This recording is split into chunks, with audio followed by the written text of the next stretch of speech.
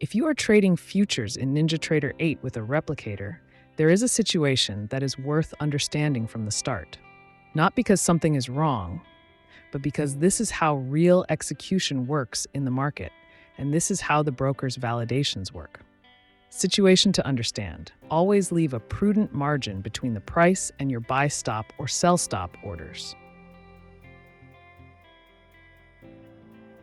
This situation we are going to describe happens only with buy stop and sell stop type orders, which are usually represented with the colors light pink, lilac, and red in NinjaTrader, and it occurs when you try to move those orders to a new price that is too close to the market's current price.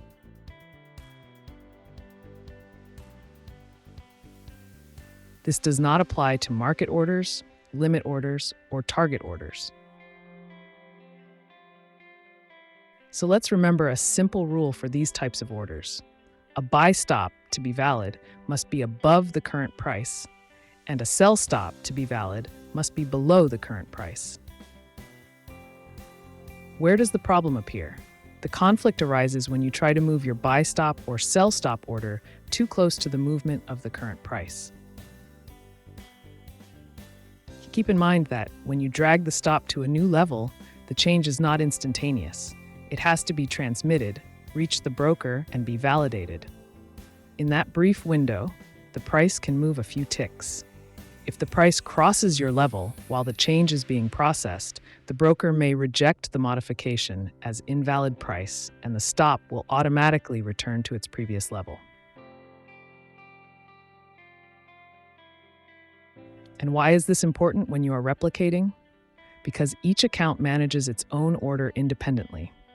It can happen that the parent account processes the change in time, but that in a slave account, the modification arrives milliseconds later, right when the price has already crossed the level, causing the rejection by the broker.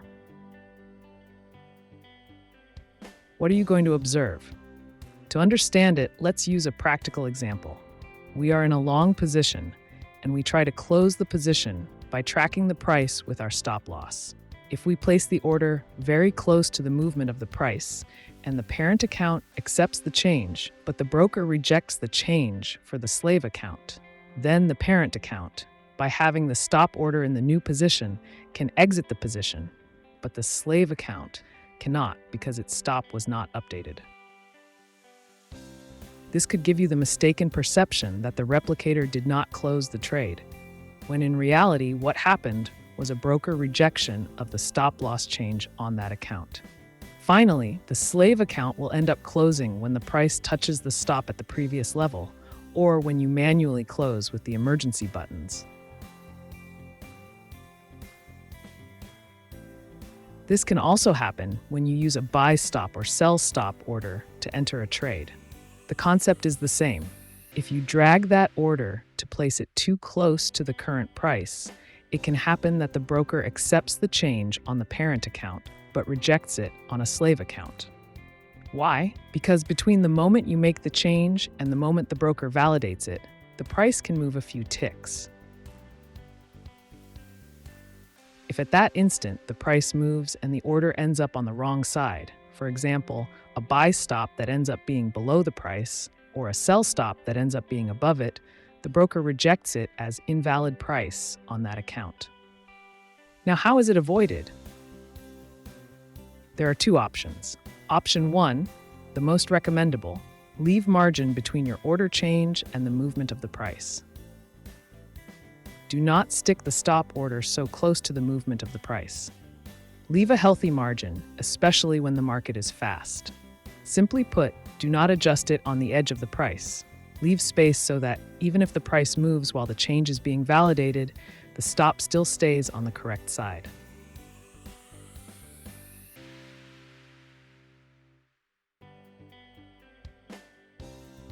Option 2. Use the Market Edition version of Bruno Meza's replicators. If for some reason you cannot leave a healthy margin because your strategy does not allow it, then you can take this second option. Use the Market Edition version of Bruno Meza's replicators. This option is only recommendable if option 1 is incompatible for you. I will explain it to you in a very simple way. In normal mode, which is the default mode, not market edition, the replicator tries to copy everything you do: the entry, the set, the stop, the target, and also the movements when you drag the stop or the target.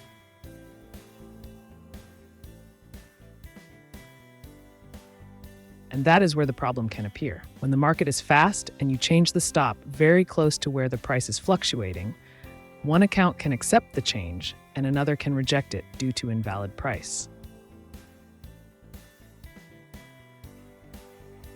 In Market Edition, on the other hand, the replicator does not copy pending orders on the slave accounts, neither stop, nor target, nor limit, but it does replicate their executions when these occur.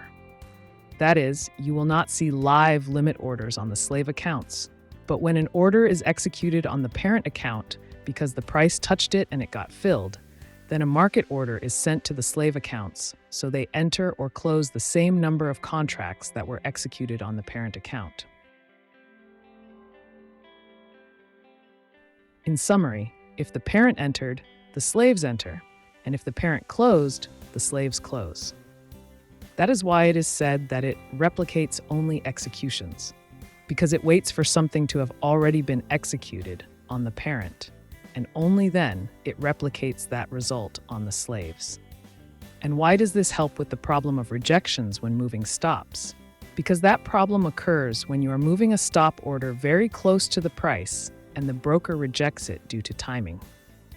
In Market Edition, since that order you are moving does not exist on the slave, then the possibility that that movement gets rejected does not exist either.